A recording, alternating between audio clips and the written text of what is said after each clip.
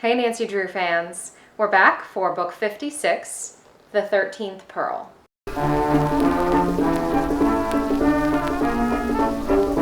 First published in 1979, this is the last book in the original series by publisher Grosset and Dunlap. It's considered a new series by a new publisher, Simon & Schuster, although Harriet Stratemeyer Adams is still authoring these books for the next several years. This book begins with Nancy joking with Bess and George in her living room in River Heights. She's filling in the girls on a new mystery. Japanese jeweler Mr. Moto was robbed the night before, but he comes to the Drews instead of going to the police because he says the robbery could have international implications.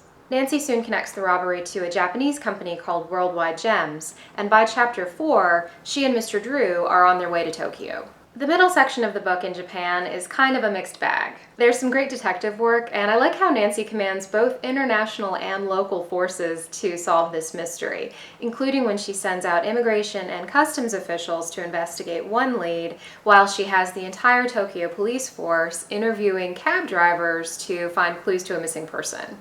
Everyone's so deferential, even when she's the first to figure out that the Tokyo police have just made a huge mistake.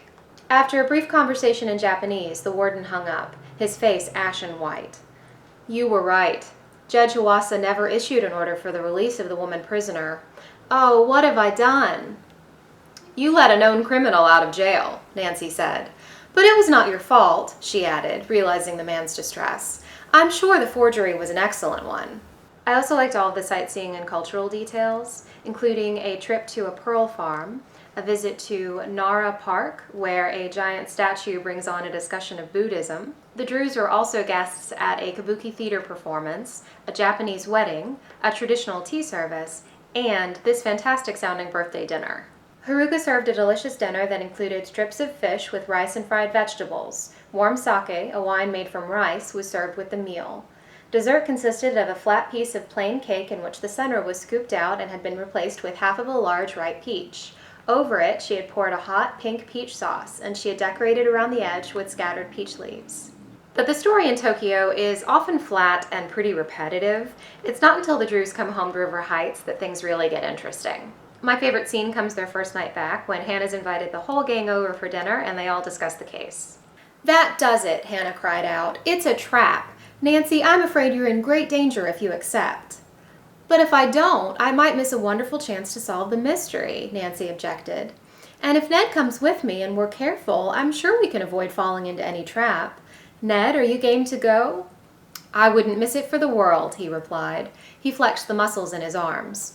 "Bring on your crooks." This book's been short on action up to this point, but it makes up for it in the last 50 pages with everything from vicious dogs to crazy cultists, and a fantastic moment where Hannah saves the day with just a broom handle and a bucket of ice water. Nancy gets the usual nostalgia when wrapping up the case, but this time Ned's reply does convey that it truly is the end of an era.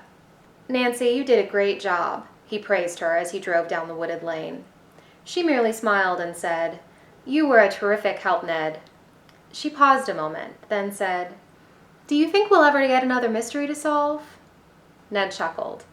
"It's just like you to say that, Nancy. It seems to me that you've had quite a few mysteries to solve since The Secret of the Old Clock."